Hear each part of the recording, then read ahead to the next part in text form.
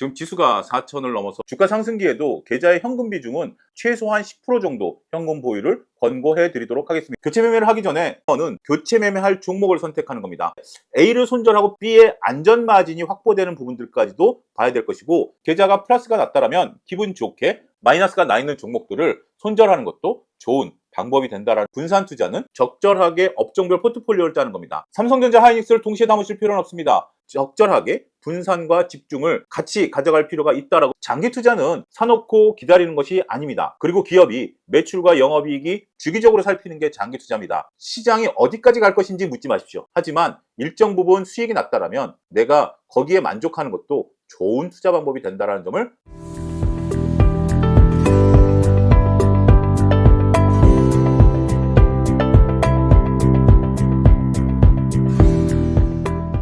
리더스 인덱스 TV 시청자 여러분 안녕하십니까? YG경제연구소 차영주 소장입니다. 지금 지수가 4천을 넘어서 거침없는 상승 흐름을 좀 보이고 있습니다. 그래서 오늘은 특강을 한번 좀 마련해 봤습니다. 이렇게 지수가 올라가고 수익이 좀 많이 나신 분들도 있고, 또 서로 수익이 잘 나지 않아서 조바심이 나시는 분들도 있을 겁니다. 여기서 특정 종목을 어떻게 매매해야 되는지에 대한 얘기보다는 계좌를 어떻게 관리해야 되는지, 그 부분을 한번 좀 말씀드리려고 제가 혼자 단독으로 일단 섰습니다. 계좌 관리 방법 중에서 주가 상승기에도 계좌의 현금 비중은 항상 일정하게 보유를 하셔야 됩니다. 지금 지수가 올라가다 보니까 많은 분들이 주식을 보유하려고 하고, 서로 주식을 팔았다 하더라도 다시 다른 종목을 사기 위해서 조급하게 움직이시는 경향이 있습니다. 그런데 우리가 역사적으로 보면 어떠한 시장도 상승 이후에는 단기 조정이 됐던 중기 조정이 됐던 조정이 반드시 나온다라는 점을 명심하셔야 됩니다. 그거에 대한 안전판은 결국 일정 부분의 현금 보유량에 있다라고 말씀을 드릴 수가 있겠습니다. 혹자는 30% 정도 현금을 보유해야 된다라고 얘기들 합니다만, 저는 이렇게 가이드라인을 드리도록 하겠습니다. 지수가 잘 올라가지 않을 때는 30% 내지 50% 현금 보유를 하시는 것이 좋고요. 주가가 대세 상승기에는 최소한 10% 정도 현금 보유를 권고해 드리도록 하겠습니다. 아무래도 현금보다는 주식이 수익을 나타내는 부분이 크기 때문에 현금 비중을 높게 가져가긴 어렵긴 하겠습니다만, 현금 비중이 있으면 오히려 물타기도 가능하고 불타기도 가능하기 때문에 그러한 부분들에 대해서 충분히 갑자기 찾아오는 불확실성을 대비할 수 있다라고 말씀을 좀 드릴 수가 있겠습니다. 두 번째로 말씀드리고자 하는 것은 손실난 종목, 지금 장에서도 손실난 종목을 보유하고 계신 분들이 있으실 겁니다. 이것을 어떻게 교체 매매를 할 수 있는가라는 부분들에 대해서 말씀을 좀 드리려고 합니다. 이익이 난 것을 어느 순간에 파느냐, 하이닉스가 60만 원까지 가는데 내가 50만 원에 팔았을 수도 있고 40만 원에 팔았을 수도 있습니다. 그것이 물론 배는 아프죠. 하지만 이익이 난 상태이기 때문에 특별히 문제가 되지는 않을 겁니다. 아직까지 철강화학을 갖고 계신다라든지 2차전지를 갖고 계신다라든지 아니면 일부 중소형주를 갖고 있으면서 소외를 당하고 있는 분들이 상당히 마음고생이 심하리라 믿어 의심치 않습니다. 그럴 때 과연 교체 매매를 해야 되느냐 라는 고민에 빠지시게 된다는 거죠. 교체 매매를 하기 전에 먼저 종목을 선정해야 됩니다. 이 종목이 기다리면 올라갈 가능성이 있다라고 하면 나름대로 굳이 교체 매매를 하지는 않아도 되지 않을까 싶습니다. 반면에 내가 생각했던 것과 좀 다른 움직임을 보인다, 이익이 둔화된다라든지 매출이 급감했다라든지 아니면 주가가 추세적으로 하락하고 시장에서 관심을 못 받고 있다라고 본다라면, 그러면 교체 매매를 해야 되는 종목으로 선정을 하셔야 된다라고 말씀드릴 수가 있겠습니다. 자, 1번은 교체 매매할 종목을 선택하는 겁니다. 땡땡 종목을 선정하는 것이 먼저입니다. 그 다음에 땡땡 종목을 지금 당장 매도하는 것은 아니고요. 자, A란 종목을 내가 손절할 것으로 선정했다라면 이제는 살 종목을 선정을 해야 되죠. 살 종목 B를 이제부터 탐색 과정에 들어가야 됩니다. 근데 A를 손절하고 B를 사는 거기 때문에 보다 신중해야 되겠죠. 그러면 B의 안전 마진이 확보되는 부분들까지도 봐야 될 것이고, 새롭게 성장할 가능성이 높은 종목을 선택해야 됩니다. 특히 B가 최근에 급등했다라든지 시장에서 많이 거론된다라면 오히려 피해야 됩니다. B는 시장에서 급등했다라기보다는 성장 가능성이 높으나 안전 마진이 확보됐을 때 매수 타이밍을 봐야 되는 거죠. 그러면서 B의 매수 타이밍을 노리는 겁니다. 그러면서 B가 매수 타이밍이 왔을 때 A를 팔고 국비로 옮겨가는 거죠.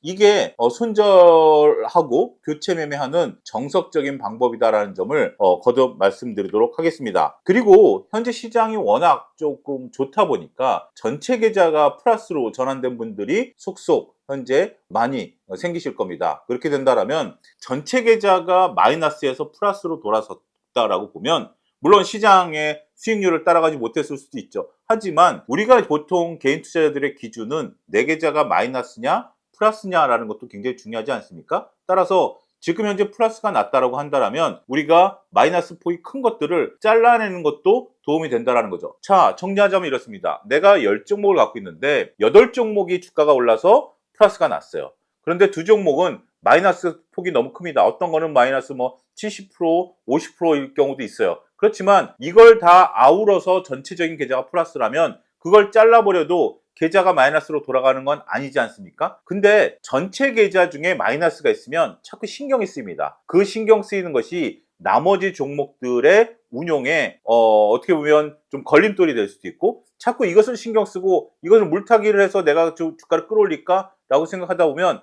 정상적인 주식 투자가 쉽지 않게 될 수도 있다라는 거죠. 따라서 계좌가 플러스가 났다라면 기분 좋게 마이너스가 나 있는 종목들을 손절하는 것도 좋은 방법이 된다라는 것도 말씀드리도록 하겠습니다. 자, 분산 투자에 대한 부분들도 이 주가 상승기에 한번 고민해 볼 필요가 있지 않을까 싶습니다. 우리가 분산 투자라고 한다면 여러 가지 방식들이 있습니다. 주식과 채권, 부동산, 금, 비트코인을 분산하는 방법도 있고요.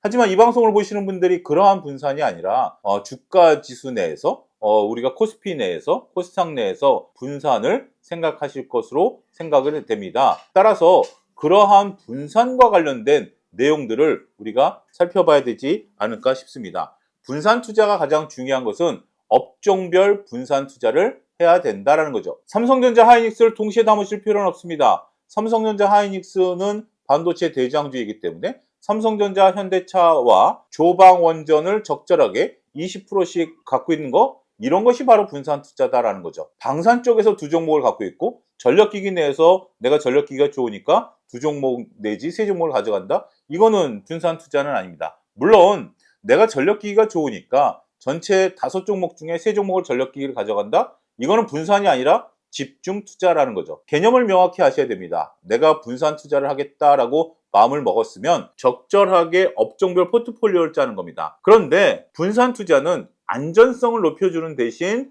수익률이 다소 떨어질 수도 있죠. 조금 전에 예를 들었던 것처럼 전력 인프라와 관련해서 주가가 올라가는데 한 종목만 갖고 있는 것보다 3종목을 갖고 있는 게 훨씬 더 주가 퍼포먼스가 더 좋은 거 아니겠습니까? 따라서 주가 상승기에는 분산 투자보다는 집중 투자가 수익률을 단기간에 끌어올릴 수는 있죠. 하지만 개인 투자자들은 적절하게 분산과 집중을 같이 가져갈 필요가 있다라고 말씀을 드릴 수가 있겠습니다. 분산 투자는 우리가 아무래도 주식에 대해서 신경을 쓰기 어려운, 적극적으로 쓰기 어려운 분들 입장에서는 다소 도움이 되는 방식이지만 우리가 집중 투자 같은 경우는 오히려 긴장도를 높이는 대신 수익률을 높게 나타내고 주가 상승기에 그 수익률에 대한 과실을 다 얻을 수 있기 때문에 그러한 부분에 있어서는 장점이 있다는 거죠. 이런 표현을 좀 드리고 싶어요. 우리 속담 중에 그런 게 있죠. 빨리 가려면 혼자 가고 멀리 가려면 같이 가라라는 속담이 있습니다. 이것도 주식시장에 저는 동일하게 적용이 된다라고 보여집니다. 단기간의 수익을 높이기 위해서는 소수 종목으로 집중 투자하는 것이 좋고요. 그렇지 않고 꾸준하게 장기 투자를 한다면 분산 투자가 필요하다라는 점 말씀드리도록 하겠습니다. 가장 중요한 것은 내가 분산 투자냐 집중 투자냐를 할 수 있는 여건이 되느냐라는 부분들이죠. 집중 투자를 하기 위해서는 관심도를 높여야 되고 많은 리스크를 내가 감내할 수 있어야 되며 특히 여러 가지 부분에 있어서 신경 쓸 수 있는 시간적인, 그러니까 결국 물리적인 부분들이 있어야 된다라는 거죠. 그런 부분들이 가능하다면 충분히 우리가 집중 투자가 가능한 것이고요. 그렇지 않다면 분산 투자를 보셔야 된다는 점도 말씀드리도록 하겠습니다. 자, 장기 투자와 관련된 부분들을 한번 보시죠. 이번 2025년 장에서 장기 투자하신 분들의 수익이 상당히 개선된 부분들이 나타났습니다. 코로나19 이후에 구만전자를 갖고 계셨던 분들이 삼성전자에서 고점 대비 대략 한 20% 정도 수익이 났죠. 오랫동안 기다리니까 20% 수익이 났다. 물론 기간 수익률로 따지면 상당히 미미한 수준일 수도 있습니다. 그렇지만 결국 장기 투자가 이긴다라는 방식인데 저는 그런 식의 투자는 장기 투자라고 보기 어렵다라고 말씀을 드릴 수가 있겠습니다. 장기 투자는 사놓고 기다리는 것이 아닙니다. 사놓고 그냥 기다리기만 하는 것은 자칫 방치로 흐를 수가 있고요. 또 때로는 무모함으로 흐를 수 있습니다. 장기 투자라는 것은 일정 기간, 일정 시간 동안 주식을 계속해서 검토해야 되고 내가 산 이유가 사라지지 않았는가? 내가 산 이유가 변하지 않았는가? 또 주가가 그리고 기업이 매출과 영업이익이 적절하게 움직이고 있는가를 주기적으로 살피는 게 장기 투자입니다. 물론 장기 투자를 한다라고 하면서 매일매일 주가를 본다라든지 아니면 주간 단위로 본다라는 것은 장기 투자와 맞지는 않죠. 장기 투자는 분기 실적이 나올 때 그런 것들을 체크를 최소한 해야 되는 부분들이 있고 또 주식시장의 변동성이 클 때 차트를 한 번씩 보는 것이 장기 투자에 있어서 관리 방법이다라고 말씀드릴 수가 있겠습니다. 마지막으로 말씀드리고자 하는 것은 우리는 주식을 팔아서 그 돈이 들어와야만 수익이 확정되는 겁니다. 지금 2025년 11월 기준으로 봤을 때 내가 주식 투자하는 과정에서 목적 자금이 있을 겁니다. 미래를 위해서 아이들 돈을 장기적으로 투자한다. 이런 것은 상관이 없겠습니다만 결혼 자금이라든지 아니면 아이들 학자금이라든지 아니면 집을 옮기는 과정에서 필요한 자금들을 투자를 했다라면 시장이 어디까지 갈 것인지 묻지 마십시오.